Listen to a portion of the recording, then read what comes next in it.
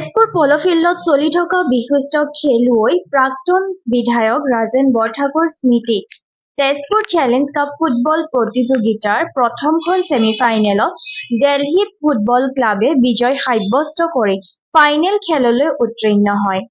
দিবানৈশ পোহৰৰ মাজত যোৱা 18 ছেপ্টেম্বৰৰ পৰা অনুষ্ঠিত এই খেলত এইবাৰ আছাম পুলিচ, অইল ইণ্ডিয়া একাদশ, মণিপুৰ আছাম ৰাইফলছ, কলকাতা আৰু দিল্লীকে ধৰি প্ৰায় 12টা দলে অংশগ্ৰহণ কৰিছে। কালি নিশা হোৱা প্ৰথমখন ছেমিফাইনেল দিল্লী আৰু গ্ল'বেল ফুটবল ক্লাবৰ মাজত আৰম্ভণিতে তুমুল প্ৰতিদ্বন্দ্বিতামূলক হয় যদিও গ্ল'বেল দলৰ লক্ষ্যভ্ৰষ্ট স্বত্বেও কোনো সুযোগ লাভ নকৰিলে।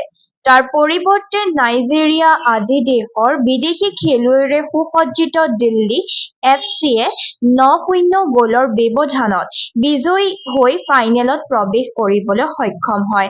আজি দ্বিতীয়খন ছেমিফাইনেল প্ৰসিদ্ধ অসম পুলিচ বনাম অইল ইণ্ডিয়া দলৰ মাজত অনুষ্ঠিত হ'ব আৰু ২৯ ছেপ্টেম্বৰত মূল প্ৰতিযোগিতাৰ ফাইনেল খেল অনুষ্ঠিত হ'ব বুলিও তেজপুৰ ক্ৰীড়া সন্থাৰ খেল সম্পাদক মৃদুল শৰ্মাই জনায় আৰু এই ফাইনেল খেলত ক্ৰীড়া মন্ত্ৰী নন্দিতা গালুছা আৰু পৰ্যটন মন্ত্ৰী জয়ন্ত মল্ল বৰুৱা, সাংসদ ৰঞ্জিত দত্তক আমন্ত্ৰণ কৰা হৈছে বুলিও কয়।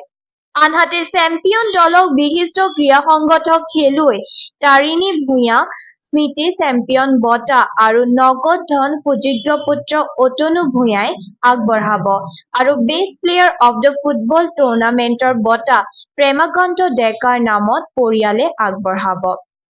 অহা দেওবাৰে ফ্লাড লাইটৰ তলত হ'ব লগা ফাইনেলত সকলো ক্ৰীড়াপ্ৰেমী দৰ্শকৰ উপস্থিতি প্ৰতিযোগিতা উদযাপন সমিতিৰ সভাপতি বিৰাজ নাথ আৰু তেজপুৰ জিলা ক্ৰীড়া সন্থাৰ সভাপতি জিতেন বৰঠাকুৰে কামনা কৰিছে।